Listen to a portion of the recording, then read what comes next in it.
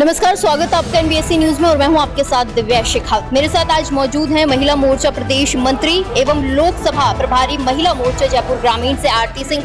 आरती जी, बहुत स्वागत है आपका। जी जी जी। जयपुर ग्रामीण से हैं आप, जयपुर ग्रामीण की ही बात कर लेते हैं। कैसी तैयारी चल रही है चुनाव की? राव राजेंद्र सिंह का आप सपोर्ट कर रही है। जयपुर ग्रामीण लोकसभा में 8 विधानसभा आते हैं, जिसमें जोड़ों तोड़ से भारतीय जनता पार्टी के कमल को खिलाने के लिए 19 तारीख को सभी जनता बहुत उतावले हो रहे हैं। आप खुद भी जा रही है, डोर टू डोर कैंपेनिंग हो रही है, प्यार कैसा मिल रहा है जनता का? देखिए, केंद्र के द्वारा जो हमारे देश के यशस्वी प्रधानमंत्री नरेंद्र मोदी जी ने जिन जिन कार्यों को किया है, सारी महिलाएं बहुत ज़्यादा खुश हो रही हैं। और जो हमारे जयपुर ग्रामीण लोकसभा से जिन्हें प्रत्याशी के रूप में दादा हुकुम राव साहब को टिकट मिला है, उनका भी लोकप्रियता बहुत ज़्यादा है जयपुर ग्रामीण में, इसलिए उत्साह का माहौल है। उत्साह का माहौल तो है ही है, लेकिन दूसरी तरफ यूथ कैंडिडेट है, दोनों की टक्कर को कैसे देखती हैं? देखिए, जैसा कि आप लोग सबको पता है, ओल्ड इज गोल्ड। हमेशा राजनीति का जो तजुर्बा होता है वो बिल्कुल होता है। और जो हमारे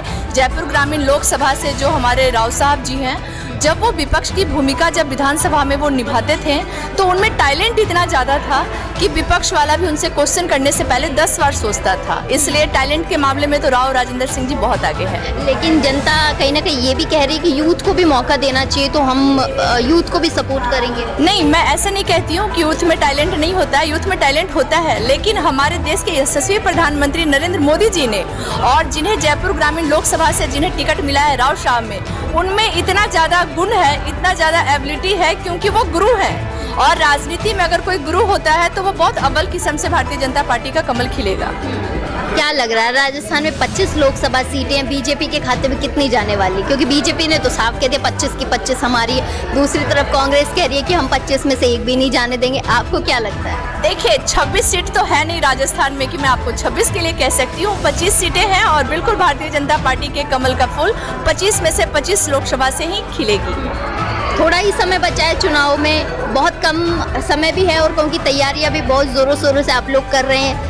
अब किन मुद्दों को लेकर आप जनता के बीच जा रहे हैं और जनता के कौन से मुद्दे हैं जो आप सुन रहे हैं? देखिए, ये हिंदुस्तान है, हिंदुस्तान में सबको पता है, हिंदुत्व के लिए जो राम मंदिर था वो बहुत ही बड़ा विषय था। कुछ समय पहले धारा 370 जो हमारे कश्मीर के लिए एक नासूर था, अगर उसे भी किसी ने हटाया है तो नरेंद्र मोदी जी ने हटाया है। जैसा कि आप लोग सबको पता है, हमेशा इस पुरुष प्रधान देश में हमेशा महिलाओं को सिर्फ नाम के लिए किया जाता था, लेकिन आज उनके बैंक के खाते भी हैं तो उनके नाम पे हैं। उज्ज्वला योजना अगर देखते हैं तो उनके पास है। कई गरीब महिलाओं के सर पे छत नहीं था, आज उनके पास सर पे छत भी है।